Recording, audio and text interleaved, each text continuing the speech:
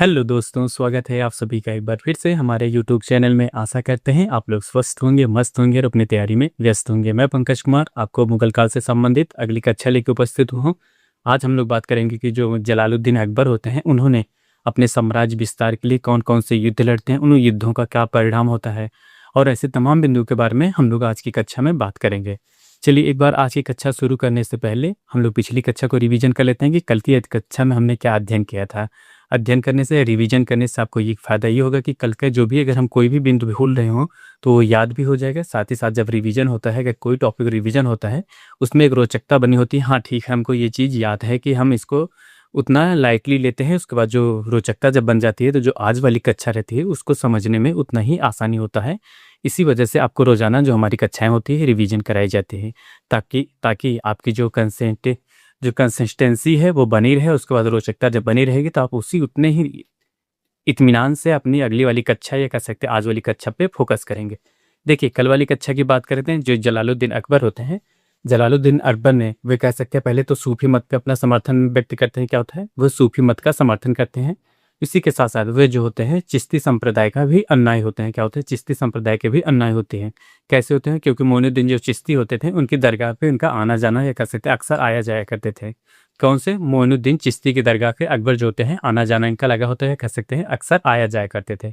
ये आपको बताया गया था। उसके बाद जो अकबर होते हैं उन्होंने, आपको ये बताया गया था, जो अकबर होते हैं उन्होंने सभी धर्मों के साथ सहिष्णुपूर्ण व्यवहार के करते हैं, सहिष्णुपूर्ण व्यवहार करते हैं। जैसे उन्होंने धार्मिक सुधार के आंदोलन में क्या करते हैं, धार्मिक सुधार की बात की जाए तो उन्होंने 1562 ईस्वी में जो हिंदू धर्म पे लगाया जाता है, 1562 ईस्वी में उन्होंने, ये कह सकते हैं जो अपनी प्रजा के हित में जो कार्य करते हैं, 1562 ईस्वी में उन्होंने दास प्रथा का अंत करते हैं। क्या करते हैं, 1562 ईस्वी में दास प्रथा का अंत करते हैं। और 1563 ईस्वी की बात की जाए उन्होंने तीर्थ यात्रा कर समाप्त करते हैं। क्या होता था, तीर्थ यात्रा का ऐसा कर होता था जिस पे कोई भी किसी भी धर्म के समुदाय के लोग जाते थे, अपने जहाँ उनके भगवान होते थे या तीर्थ स्थल होता था वहाँ पे जाने के लिए उन्हें टैक्स देना पड़ता था। और उसके बाद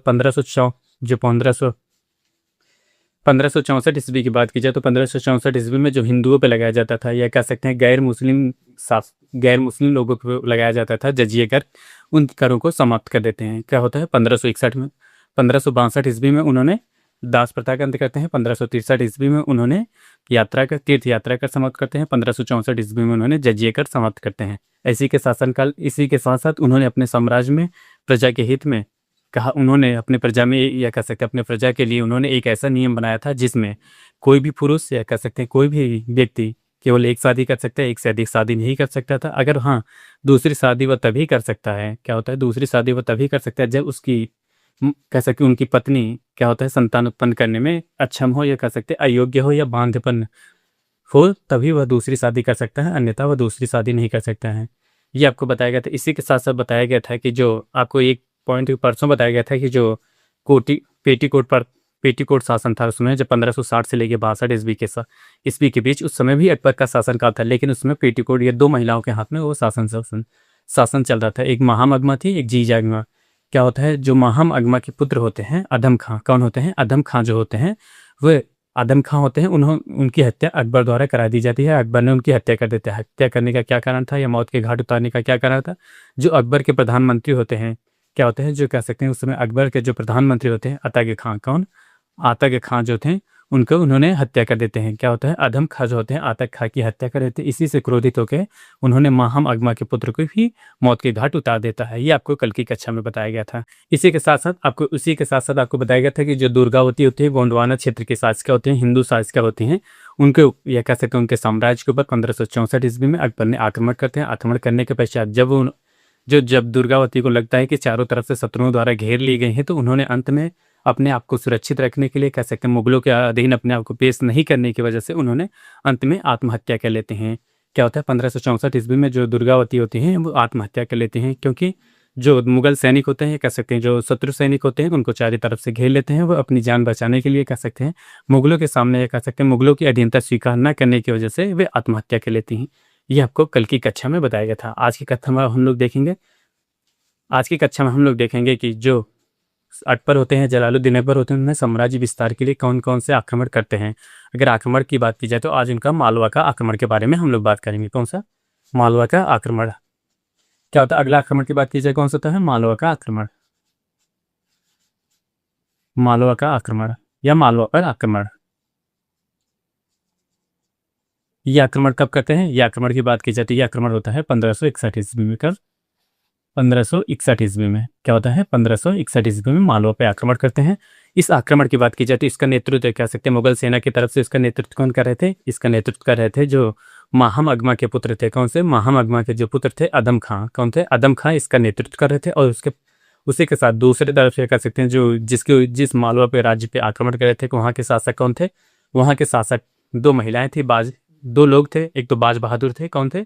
बाज बहादुर थे। दूसरा रूपमती थी। कौन थी? बाज बहादुर और रूपमती थी। यहाँ पे लिखिएगा, यहाँ पे मुगल सेना का नेतृत्व,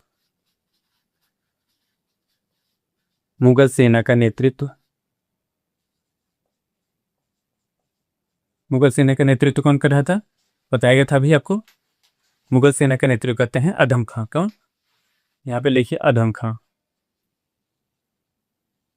अदम खां ये होते हैं मुगल सेना का नेतृत्व करते हैं। और दूसरी तरफ कौन होते हैं? बाज बहादुर होते हैं। बाज बहादुर, बाज बहादुर और रूपमती होती है। कौन होते हैं? रूपमती। ये दो लोग कह सकते हैं, रूपमती जो होते हैं ये दो शासक होती हैं जिन्होंने ये मालवा का जो क्षेत्र होता है उन पर आक्रमण के दौरान इसकी मालवा क्षेत्र की रक्षा करती है। कौन कौन? बाज बहादुर होते हैं और उसके बाद रूपमती होते हैं।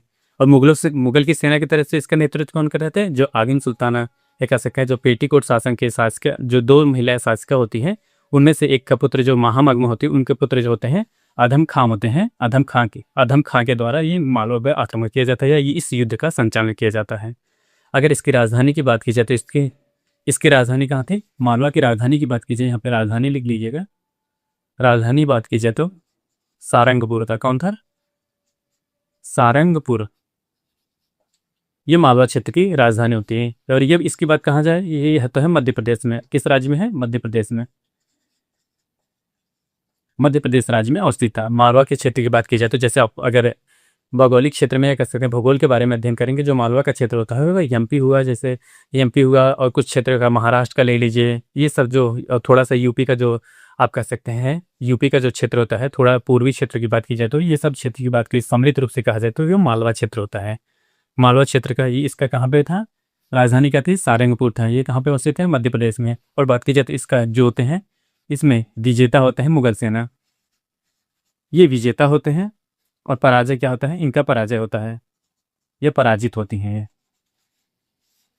पराजित होती हैं। और इसकी बात की जाए, इन्होंने इतनी बहादुरी से, जो दो बाज बहादुर होती हैं, बाज बहादुर और रूपमती जो थी, इतनी बहादुरी से युद्ध का संचालन करते हैं। अंत में इनकी पराजय होती है। पराजय होने के पश्चात इनकी मृत्यु हो जाती है। लेकिन जो इनकी मूर्ति की बात की जाए तो जो रूपमती और बाज बहादुर की जो समाधि होती है, इन दोनों की जो समाधि की बात की जाए तो ये समाधियाँ यहाँ लिख लीजिएगा। समाधि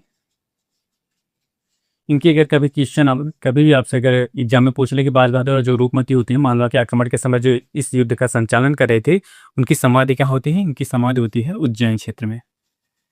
कहाँ पे है? उज्जैन क्षेत्र में। ये याद रखिएगा। कहाँ पे है इनकी समाधि? है समाधि की बात की जाए तो इनका समाधि कहाँ है? उज्जैन क्षेत्र में है। ये याद रखिएगा। कौन सा अगला आक्रमण होता है? अगला आक्रमण होता है मालवा का पे, मालवा पे आक्रमण होता है। आक्रमण कब होता है? 1561 ईस्वी में। इसका मुगल सेना का नेतृत्व कौन करते हैं? अदम खां करते हैं। और जबकि मालवा क्षेत्र का नेतृत्व कौन करते हैं? मालवा क्षेत्र का नेतृत्व किया जाता है बाज बहादुर द्वारा और रूपमती द्वारा। और इस युद्ध का परिणाम होता है जो मालवा क्षेत्र के शासक क्या होते हैं वो पराजित होते हैं और मुगल सेना इस युद्ध में अपने आप को परचम लहराता है, या कह सकते हैं अपने आप को विजय प्राप्त करता है। और जब विजय प्राप्त करते हैं, जब देखें आपको बताएंगे 1561 ईस्वी में इनको तो जो बाज बहादुर होते हैं, बाज बहादुर और रूपमती पराजय होते हैं। जबकि जो इसका से मुगल सेना की तरफ से नेतृत्व कर रहे थे, इसी नेतृत्व के दौरान जो अहमद कह सकते हैं अदम खां होते हैं और जो अकबर के प्रधानमंत्री होते हैं अतक खां, कौन? अतक खां, तो है दोनों के बीच टकराव होता है। क्या होता है? इस युद्ध के दौरान दोनों के बीच टकराव होता है। टकराव होने के पश्चात जो अदम खां होते हैं वो अकबर के जो प्रधानमंत्री पद पर नियुक्त होते हैं अदग खां को मौत के घाट उतार देते हैं। क्या होता है? इसी युद्ध के दौरान इन दोनों में अनबन होती है, या कहासुनी होती है, कह सकते हैं आप, एक तरह से दोनों में विद्रोह हो जाता है। तो जो अदम खां होते हैं उस समय वो काफ़ी शक्तिशाली होते हैं, तो उन्होंने प्रधानमंत्री जो होते हैं अतक खां के ऊपर आक्रमण करते हैं। आक्रमण करने के पश्चात उनके मौत के घाट उतार देते हैं। जब ये बात अकबर को पता चलती है तो अकबर इनसे काफ़ी क्रोधित होते हैं और अंत में अकबर ने अदम खां को मौत के घाट उतार दिया। कब उतारते हैं? 1562 ईस्वी में। आपको ये बताया गया है 1562 ईस्वी में जो अधम खां होते हैं, अधम खां को अकबर द्वारा मौत के घाट उतार दिया जाता है, ये आपको बताया गया था। अब हम लोग अगला उनका आक्रमण के बारे में जानते हैं। अगला आक्रमण उनका कौन सा होता है? अगला आक्रमण की बात कीजिए तो वो होता है गोंडवाना क्षेत्र पे। कौन सा? गोंडवाना क्षेत्र। अगला आक्रमण कौन सा होता है? अगला आक्रमण इनका होता है गोंडवाना क्षेत्र पे।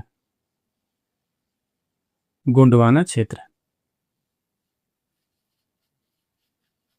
गोंडवाना क्षेत्र पे अगला इनका आक्रमण होता है। कब होता है गोंडवाना क्षेत्र? होता है 1564 ईस्वी में। कब होता है? 1564 ईस्वी में। इन्होंने गोंडवाना क्षेत्र पर आक्रमण कब करते हैं? 1564 ईस्वी में। अभी आपको बताया गया था 1564 ईस्वी में उन्होंने जो दुर्गावती होती हैं उनके क्षेत्र पे भी, या जो गोंडवाना क्षेत्र होता है उनके ऊपर भी आक्रमण करते हैं, उस क्षेत्र पे भी जो होता है गोंडवाना क्षेत्र पे आक्रमण करते हैं। कब? 1564 ईस्वी। ये आपको बताया गया था। देखिए यहाँ पे क्या होता है, यहाँ पे जो मुगल सेना का नेतृत्व कौन कर रहे थे? यहाँ पे मुगल सेना का नेतृत्व किया जा रहा था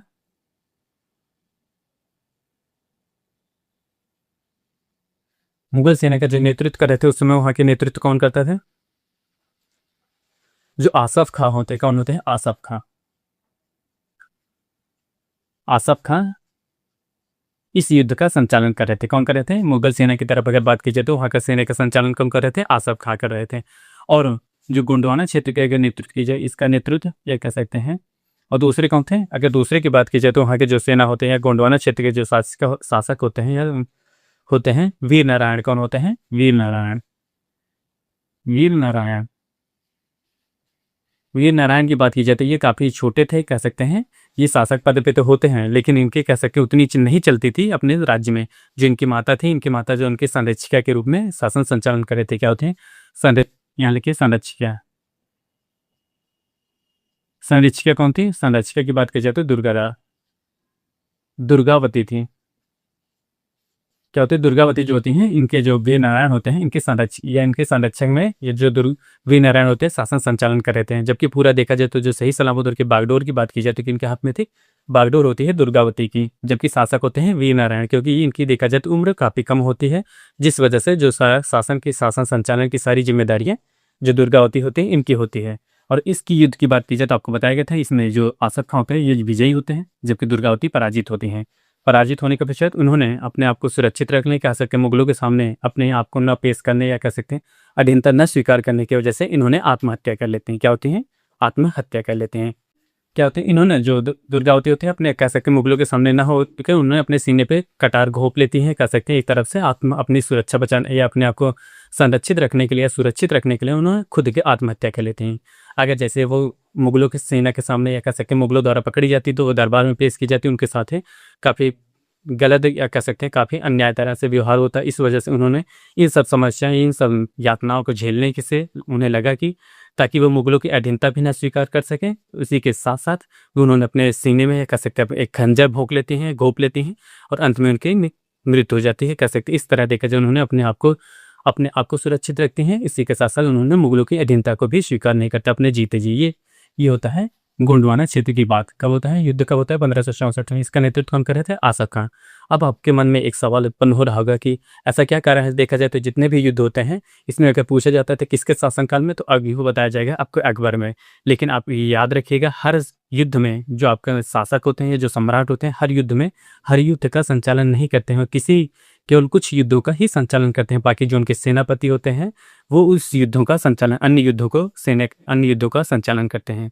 जो राजा होते हैं, जब देखा जाए तो कहीं भी, कह सकते हैं कहीं भी ऐसी समस्याएं आ जाती हैं, जो युद्ध का संचालन या सेनापति होते हैं पराजय का सामना करना पड़ता है। अंत में जब राजा जाते हैं तब उस युद्ध का संचालन केवल राजा करते हैं। बाकी अन्य युद्धों का संचालन राजा के नेतृत्व में किया जाता है, जबकि राजा उस युद्ध में उपस्थित नहीं होता है। जो उनके सेनापति होते हैं, जो सैनिक होते हैं, वो युद्ध का संचालन करते हैं या युद्ध लड़ते हैं। राजा इस युद्ध में सम्मिलित नहीं होते हैं, यह याद रखिएगा। अगले युद्ध की बात की जाए तो अगला युद्ध होता है गुजरात पर आक्रमण। क्या होता है? अगले युद्ध की बात की जाए तो गुजरात पर आक्रमण करते हैं। यह आक्रमण होता है 1575 ईस्वी में। क्या होता है अगला युद्ध? गुजरात पर आक्रमण। क्या होता है? गुजरात पर आक्रमण।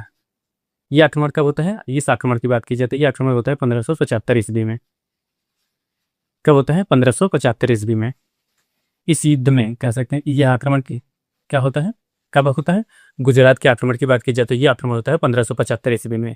इस युद्ध की बात की जाए तो इस युद्ध में जो अकबर होते हैं वह स्वयं उपस्थित थे। क्या होते हैं? यहाँ पे लिखिएगा, अकबर इस युद्ध में उपस्थित थे।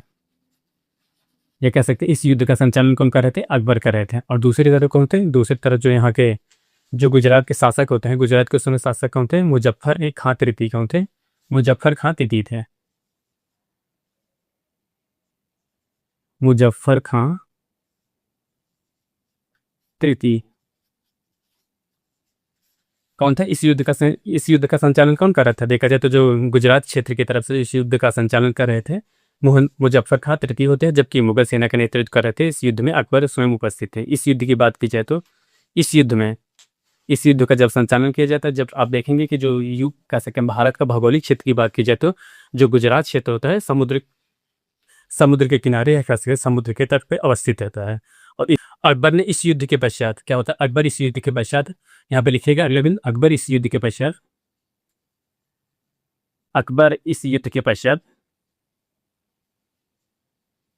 इस युद्ध के पश्चात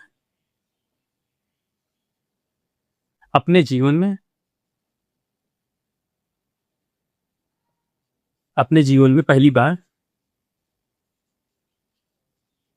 पहली बार समुद्र देखते हैं। सोचिए, अगर वे गुजरात पे आक्रमण ना करते तो उन्होंने समुद्र को भी नहीं देखते हैं। क्यों नहीं देख पाते हैं? देखिए, उनके जितने भी आक्रमण होते हैं वो कह सकते हैं जो भारत या कह सकते हैं भारत का भौगोलिक क्षेत्र की बात की जाए तो उनके मध्य में या उत्तर भारत के मध्य में या कह सकते हैं उत्तर भारत के मध्य में या तो दक्षिण भारत के आसपास के तटों पर ही उनके युद्ध का संचालन किया है। जबकि उन्होंने जो तटवर्ती क्षेत्र होते हैं जैसे ये बात कर लेते हैं, जो अकबर होते हैं यहाँ पहली बार जो गुजरात को 1575 ईस्वी में आक्रमण करते हैं यहाँ पे करते हैं। जो देखा जाए तो ये क्षेत्र होता है, ये पूरा कह सकते हैं महासागर होते हैं। कौन सा? अरब सागर की बात की जाए तो यहाँ पे अरब सागर उपस्थित होता है। कौन सा? यहाँ पे अरब सागर है। तो यही अरब सागर ये कह सकते हैं उन्होंने पहली बार देखे हैं। बाकी अकबर के जितने होते हैं यहाँ एमपी पे करते हैं, यहाँ उत्तर क्षेत्र में उत्तर प्रदेश पे या मालवा पे, गोंडवाना क्षेत्र पे, ऐसे राजस्थान क्षेत्रों पे, अन्य क्षेत्रों पे आक्रमण करते हैं। जबकि जितने भी राज्यों का आक्रमण करते हैं वे सब समुद्र तटीय क्षेत्रों में नहीं होते हैं। जबकि गुजरात पे पहला आक्रमण करते हैं तो उन्होंने उसी दौरान समुद्र तट का या कह सकते हैं समुद्र का दीदार करते हैं या समुद्र को पहली बार देखते हैं अपने जीवन में। देखिए, ये होता है। उसके बाद हम लोग अब बात करते हैं कि जैसे जो मोहम्मद जलालुद्दीन अकबर होते हैं उन्होंने राजपूत राज्यों के ऊपर आक्रमण क्यों करते हैं, उनके आक्रमण करने की क्या नीति होती है, इनके बारे में देखिए। अगर राजपूतों के प्रति इनके युद्ध नीति क्या थी? राजपूत के प्रति नीति, इन्होंने राजपूतों के प्रति कौन सी नीति अपनाए होते हैं?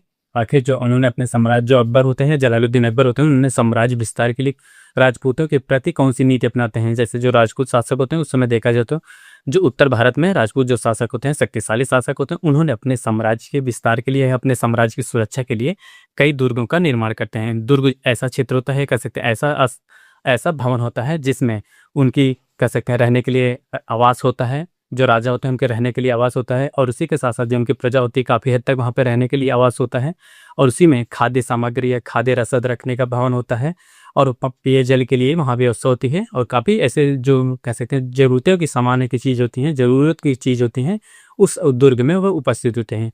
जो अकबर होते हैं राजपूतों के महत्वपूर्ण दुर्गों पर कब्जा करना चाहते थे। क्या होता है, जब राजपूत के दुर्गों पर कब्जा कर लेंगे तो जाहिर सी बात है, जब उनके किलों पर या उनके दुर्गों पर कब्जा करेंगे तो राजपूत कमज़ोर हो जाएंगे। क्या होता है, बिंदु लिखिए यहाँ, राजपूत के महत्वपूर्ण दुर्गों पर कब्जा करना चाहते थे।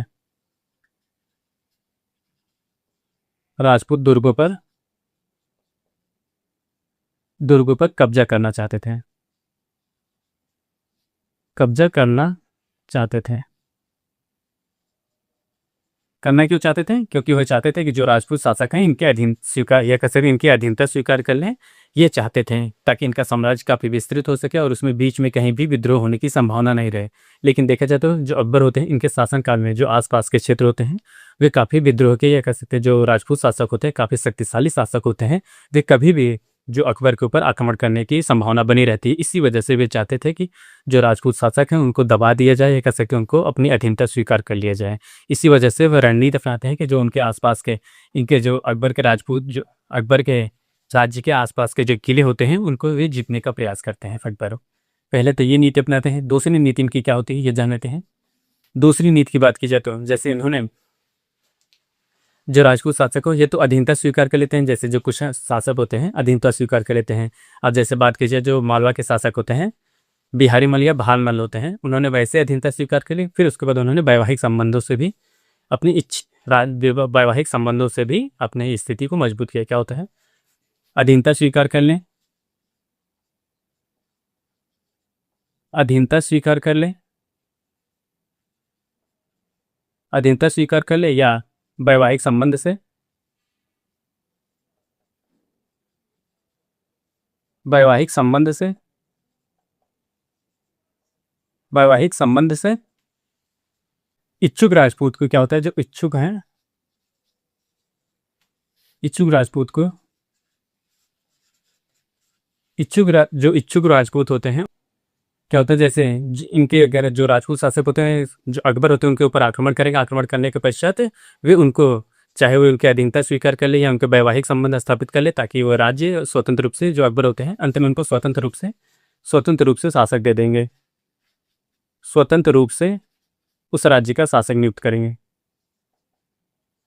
उस राज्य का शासक क्या होता है जैसे अगर जो आसपास के राजपूत शासक होते हैं, ये तो नहीं है कि सभी राजपूत शासक शक्तिशाली रहेंगे, कुछ राजपूत शासक होते हैं कि वे जो शक्तिशाली नहीं होते थे अकबर उनके ऊपर आक्रमण करते थे। आक्रमण करने के पश्चात वो उनको अधीनता स्वीकार करा लेते हैं, अधीनता स्वीकार कर लेते थे या फिर उन्होंने वैवाहिक संबंध से अपने जो होता है संबंध जो वैवाहिक संबंध बना लेते हैं तब भी उनकी अधीनता स्वीकार कर लेते हैं। इस प्रकार जो अधीनता वे स्वीकार कर लेते थे अंत में उनको जो उनका जो राज्य होता था अकबर उन्हें पुनः लौटा देता था। जब पुनः लौटा देता था फिर वे वहाँ के शासक बन जाते थे। इस प्रकार देखा जाए तो ये रणनीतियाँ होती हैं। क्या होता है उनके राज्य को जीतने के पश्चात पुनः उनको वापस लौटा देना, बस केवल अपनी अधीनता स्वीकार करना है। अगला क्या होता है जो तीसरा बिंदु होता है कि जो जो शासक कह सकते हैं उनकी यह कह सकते हैं जो राजपूत शासक उनकी इस कह सकते हैं रणनीति में ये कह सकते हैं उनके विरोध में आते हैं तो उनके ऊपर वो आक्रमण करते हैं। आक्रमण करने के पश्चात उनको अंत में अधीनता स्वीकार करा देते हैं। क्या होता है विरोधी राजपूतों से विरोधी राजपूतों को विरोधी राजपूतों के ऊपर आक्रमण करके अंत में उन्हें अपनी अधीनता स्वीकार कराना, अधीनता स्वीकार कराना। ये होता कह सकते हैं जो राजपूत शासक होते हैं उनको जो अकबर होते हैं उन्होंने ये रणनीति अपना ही राजपूत शासकों के प्रति। क्या होता है पहले तो जो कमजोर शासक होते हैं उनको अपने अधीनता स्वीकार करा लेते हैं, उसके बाद वैवाहिक संबंध स्थापित करते हैं। फिर उसके बाद दोनों में से चाहे राजा की तरफ से या कह सकते हैं सम्राट अकबर की तरफ से जो होता है उनके यहाँ शादी करा दी जाती थी या उनके यहाँ शादी की होता था। उन दोनों में रिश्तेदारी हो गई तो इस वजह से एक दूसरे का सहयोग करेंगे। ये होता है जो कमजोर शासक होते हैं उनके साथ। लेकिन जो मजबूत शासक होते हैं वे अधीनता नहीं स्वीकार करते, तो जब अधीनता नहीं स्वीकार करते तो उनके ऊपर आक्रमण किया जाता है। आक्रमण करने के पश्चात जब उनके राज्य को जीत लिया जाता है, जीत लेने के पश्चात उनको अंत में अपनी अधीनता स्वीकार करने के लिए और उन्हें बाध्य किया जाता है और वे अंत में अपनी अधीनता स्वीकार भी कर लेते हैं। अब हम लोग देखते हैं कल की क्लास में देखेंगे कि उन्होंने अगला आक्रमण कौन सा करते हैं। अगले आक्रमण की बात की जाए उन्होंने मेवाड़ राज्य पे आक्रमण करते हैं। यहाँ से देखा जाए तो जो शक्तिशाली शासक होते हैं यहाँ पे उन्होंने जैसे मेवाड़ का शासक हो गए, फिर हल्दी घाटी का युद्ध होता है। ऐसे तमाम बिंदुओं के बारे में हम लोग कल की कक्षा में अध्ययन करेंगे। आज के लिए बस इतना ही। आप हमारे चैनल पे नए हो तो चैनल को लाइक करें, शेयर करें, सब्सक्राइब करें। मिलते हैं नेक्स्ट वीडियो में, तब तक के लिए धन्यवाद, बाय बाय।